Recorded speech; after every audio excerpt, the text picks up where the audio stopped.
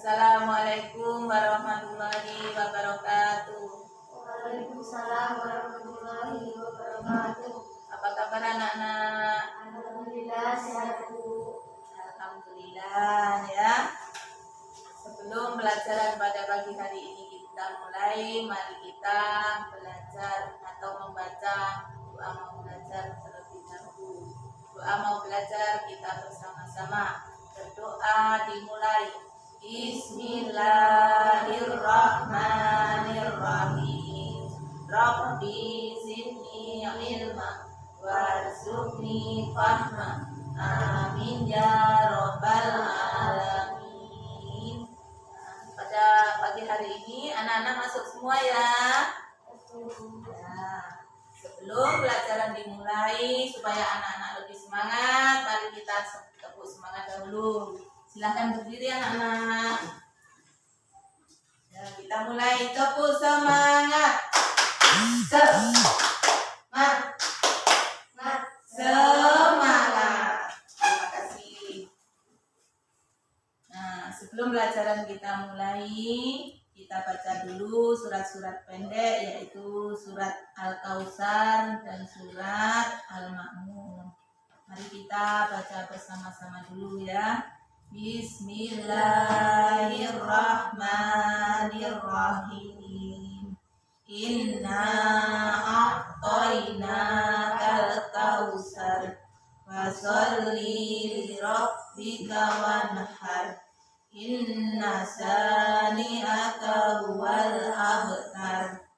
Kita lanjutkan, yaitu surat yang kedua, yaitu surat Al-Ma'un. Bismillahirrahmanirrahim. Ara'aital ladzi yukadzibu biddin wa dzalikal ladzi yad'ul yatim wa la yahuddu ala ta'amil miskin wa wailul lil musallin alladzina hum an salatihim sahun alladzina hum yura'un wa yamna'unal ma'un. Shadaqallahul azim. Minggu yang lalu anak-anak kita sudah mempelajari tentang surat Al-Ahzab. Untuk hari ini kita lanjutkan materi yang selanjutnya, yaitu tentang kisah Nabi Ayub alaihi salam. Nah, sebelum anak-anak paham tentang kisah Nabi Ayub, mari kita perhatikan dulu bersama-sama di layar, yaitu tayangan tentang kisah Nabi Ayub. Perhatikan ya anak-anak, silakan perhatikan di depan.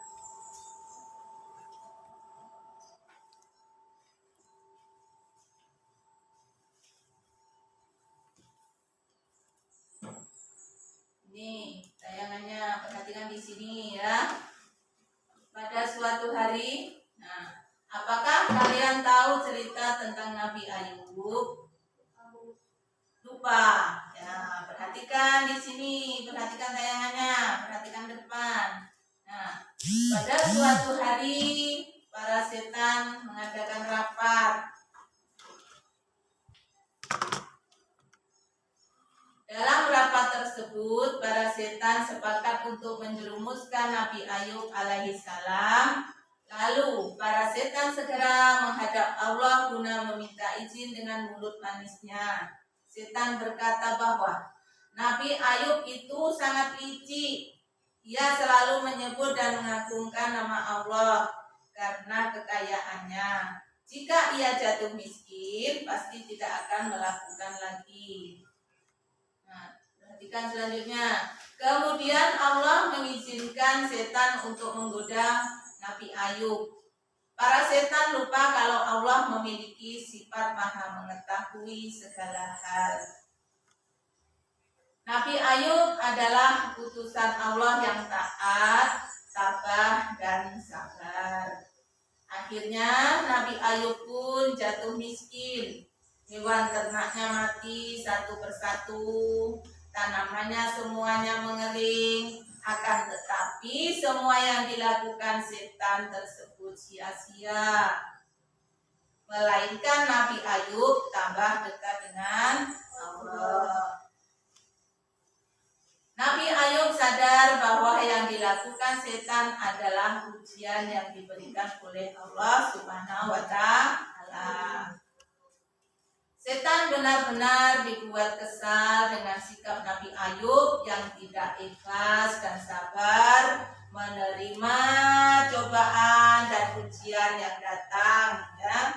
Kemudian setan meminta izin kepada Allah agar diperkenankan membunuh semua anak Ayub. Nah, setan sangat yakin Nabi Ayub akan murtad.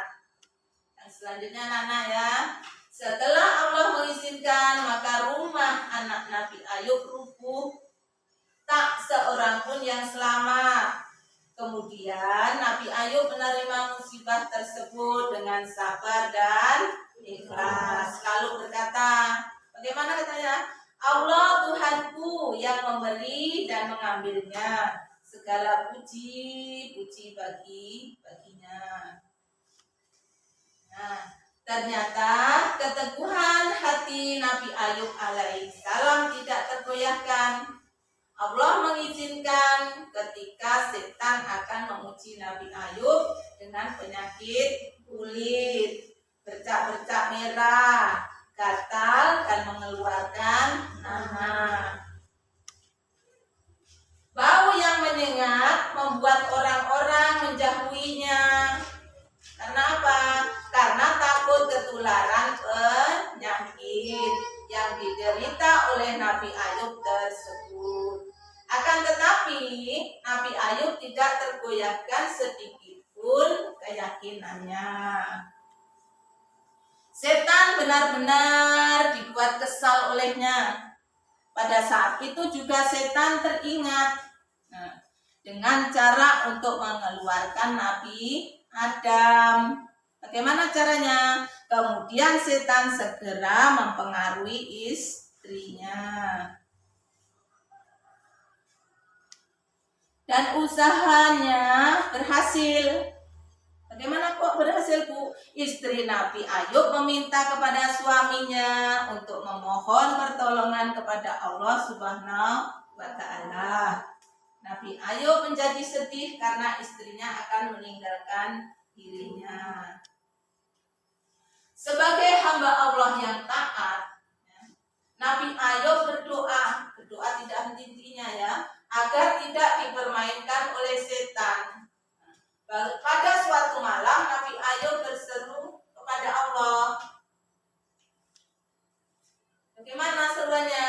Ya Allah, sesungguhnya aku diganggu setan dengan berbagai siksaan sehingga aku kepayahan.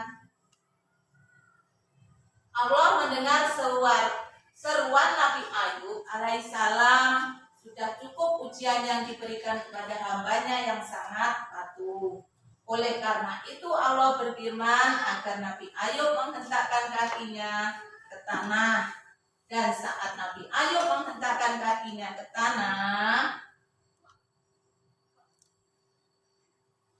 keluarlah air dari bekas hentakan kakinya tersebut. Kemudian sesuai dengan firman Allah, air tersebut dipergunakan untuk mandi. Atas izin Allah, Nabi Ayub sembuh seperti sedia kala. Itulah pelajaran atau kisahnya Nabi Ayub yang dapat kita ambil dalam kehidupan sehari-hari. Mudah kita bisa mencontoh ya Nabi Ayub alaihi salam. Nah, ada yang mau bertanya anak-anak? Silakan. Berapa lama Nabi Ayub terkena penyakit kulit? Nah, ini Nabi Ayub pada saat itu mendapat cobaan penyakit kulit selama 7 tahun. Berapa tahun anak-anak? 7 tahun. Ya, selama 7 tahun. Nah, ada lagi yang mau bertanya? Silakan. Nabi Ayub. Nah, istri Nabi Ayub itu namanya adalah Rahma. Siapa tadi? Rahma. Ya, paham ya? Nah, istri Nabi Ayub namanya Rahma. Terus kena penyakit kulit pada saat itu cobaannya selama 7 tahun. Nah, jadi keteladanan itu yang dapat kita ambil dari Nabi Ayub. Yang pertama di sini anak-anak perhatikan lagi ke depan. Ketabahannya dalam menerima musibah. Yang kedua, kesabaran yang luar biasa dalam menghadapi berbagai masalah. Yang ketiga, keikhlasan dalam beramal dan menerima musibah. Jadi Nabi Ayub itulah perlu kita contoh dalam kehidupan sehari-hari, sabar dan tabah dalam menerima cobaan. Ya, nah, paham ya anak-anak? Nah, kalau sudah paham anak-anak itu kerjakan tugas ibu yang sudah diberikan. Itu ada 10 soal untuk dikumpulkan untuk hari besok ya. Mungkin ada yang perlu ditanyakan lagi? Tidak ada, sudah paham ya? Nah, terima kasih. Mudah-mudahan pelajaran pada pagi hari ini ada manfaatnya.